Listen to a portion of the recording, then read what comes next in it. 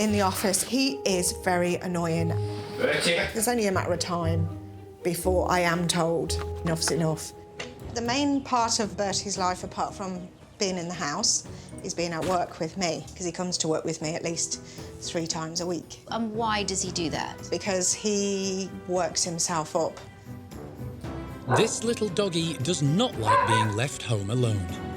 He would just go hunting for anything that he could chew and destroy. He tends to cry very, very loudly, and he's just in such a state when we come back.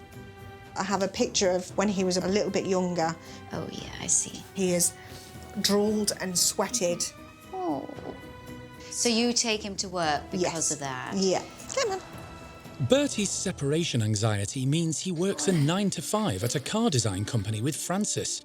But this terrier isn't exactly a team player. Who are we going to see? When we go to work in the morning, he's everywhere. Hey, enough! Bertie! He tends to bark at the very worst time. He does have a habit of tapping up on you with his paws. He gets so excited. He's more like a kangaroo at work than he is a dog. He's very persistent, isn't he? Bertie doesn't like being ignored. It's like working 2 jobs entertaining this bored Bedlington.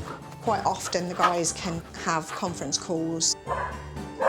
He'll get his bone and he'll just constantly just drop it at their feet, so it's like banging. And he's not just a distraction, he's being destructive too. He's pretty much ruined all of the office chairs from Chewing? chewing. If my boss was to turn around and say, Bertie's not going to be able to come, it would mean I don't have that job anymore. OK, here's what I think. I don't think he feels that safe in the office. I think it is exhausting for him. Yeah. Everybody who comes in, oh, I'm going to be... Oh, I'm going to be up again. OK, until he's like, I'm done. But does it surprise you to hear me say what he really feels like in the office? Yeah, because I seen it as excitement. Yeah. I didn't think of it in that way at all. I see it as arousal, right? It's the same kind of adrenaline going through your body as when you're nervous, fearful, right? That kind of makes me feel a little bit guilty because I know he has to be there with me. He has to come. No, I know. I want to make him feel a bit more comfortable at the office, but that means working with your co-workers. I'm meeting Francis and Bertie at work because I think the co-workers need a bit of training.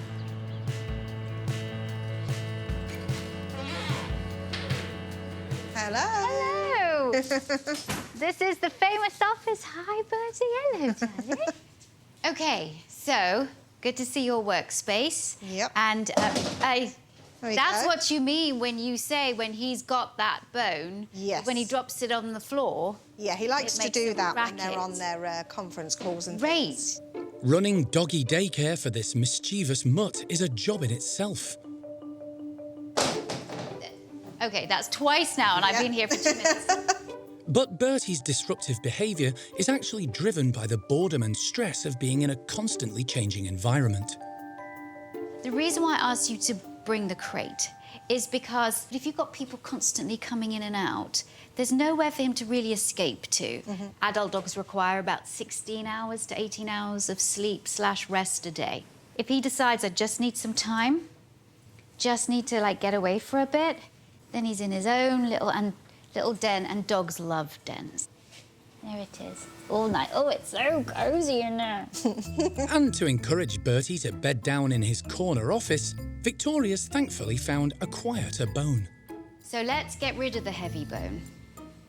And let's use toys like these. More rubber toys, all right? I'm just putting some cheese in it. Oh, I know. You see, he really needs more enrichment here. Yeah. Because he's just a bored adolescent. I'm going to put it right here. You have to go in there and get it. The squidgy bone will thankfully cut down on the clanging, but more importantly, it'll spare the office chairs too. He's a very kind of oral dog, and therefore we can get all the mouthiness out on that. Yeah. But if he drops this on the floor, it's not going to make such a clank. No, that's true. Who knew chewing would prevent, well, more chewing? And with the chairs spared, it's time to teach this mutt a proper greeting. Now, what happens when people come through the door? He jumps up at them. Very annoying. Yeah.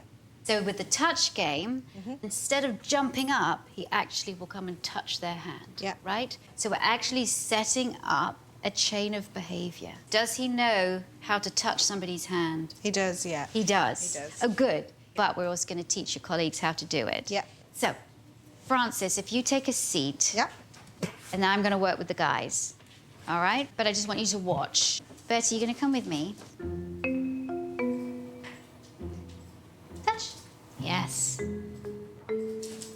Throw it to the ground. Move him. Touch. Yes. All right. Touch. Yes. Good boy. Victoria's got him touch trained, but will Bertie revert to rearing on his haunches when colleague Dan tries it? Touch. Row. Nice. Bertie, touch. Good. Fantastic. Oh my gosh, you're Got brilliant. it. I like your co-workers. They're brilliant. Wow, you were so done, good at Bertie. that. Yeah. Dan? He's got it. There you go. Brilliant. That's soon going to become a habit for him. Yeah. And it's going to replace the greeting behaviour he has now, which is jump up and grab sleeves, which we don't want. Now the sleeves are safe, it's time to give this brainy Bedlington a job so Francis's colleagues can get on with theirs. The other thing that I asked you to bring is boxes. He does need a little bit more enrichment. And I love the box game. What it is, I put a piece of food in the box, and then I put the box on the ground, and hopefully what he'll do is put his head in the box and take the treat. Engaging his brain with structured search games should stop Bertie being so bothersome. Separate them out slightly. I'm going to give him a cue word to seek. Okay. Good boy. See? Yes, good boy. He's a terrier. We've got to let him do terrier stuff. Yeah. It actually brings their stress levels down. Yeah. Brings their heart rate down, blood pressure down. And a calmer Bertie means a calmer office. So that's your box game. So you see what I'm doing? My whole thing, my whole mantra is engage the brain. Yeah. And all of this is going to help him. Less boredom. Less bored. It's now over to Francis and her colleagues to make Bertie settle and feel truly like one of the team. Thank you very much. Well done. I really appreciate you, Dan and Dean, for helping out. Please, if you could teach everybody else, that would be really good. In the office, you provided him with a safe haven. He has enrichment, and your co-workers are going to be fabulous. Yeah. So good luck, and I will keep up with your progress. Okay. All right? Thank you. Goodbye. Bye-bye. Thanks for watching. If you love It's Me or the Dog and want more dog training tips and tricks, visit my official site, positively.com. And if you're interested in learning more about becoming a dog trainer, check out the Victoria Stilwell Academy. Links to both sites are in the description. I'll see you online.